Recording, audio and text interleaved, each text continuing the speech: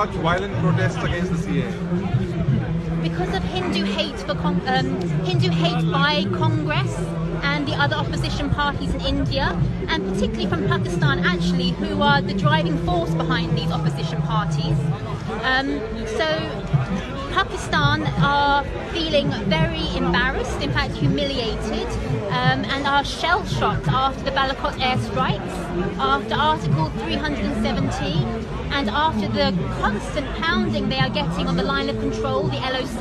So to make themselves feel good, to make themselves feel strong, they have to tell lies about India to blacken the name so that they feel better about themselves. And there's no better evidence for the role that Pakistan is having in this than the fact that there were houses bought up months in advance of the riots in Hindu areas with stones, piles of stones mounted on the roofs of these places, ready for just that moment where they could launch an attack. Here it was the announcement of CAA. That was the moment when they decided, okay, we're going to make ourselves feel better by making India look really bad.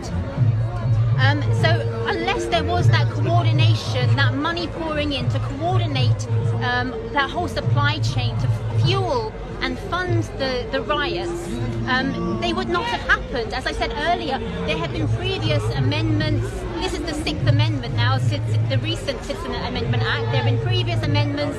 Different things have happened to provide more dignity to these religiously persecuted minorities. This is just the latest one. So it's the fact that Pakistan have been feeling so low about themselves that they've used this as the excuse to make India look bad. And unfortunately, the media is just lapping it up. Many of this media, they themselves are funded, being backed by Pakistan. And what's really striking is that they've had so much media coverage on the anti-CAA protests. What about the pro-CAA protests? There have been so many massive pro-CAA protests that have had no media coverage. Take, for example, even the Z News telephone marathon, where people could ring up in support of CAA. 1.5 crore people rang up in support of CAA. That's 15 million people did that. But there's nothing mentioned about that side, the positive side.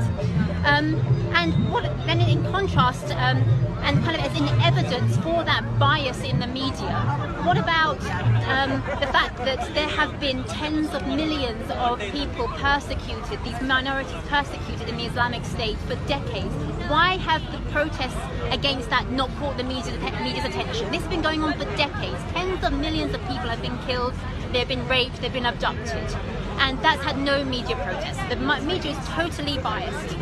And unfortunately, things are not getting any better. You only have to look at what happened yesterday in the town of Nanak, in the town of Nanak in Pakistan, where an angry, bloodthirsty Muslim mob pelted with stones a gurdwara and were demanding and chanting that all Sikhs must be exterminated from that city in Pakistan.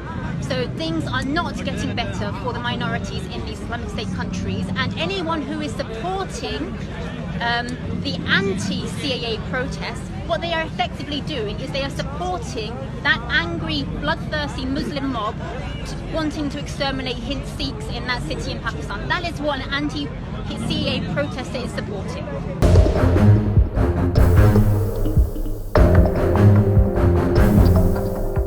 ఈ video మీకు నచ్చితే like చేయండి, share చేయండి, comment చేయండి. దిక్సూచి ఛానల్కు subscribe చేయండి. నోటిఫికేషన్ల కోసం బెల్ బటన్ ఆన్ చేయండి.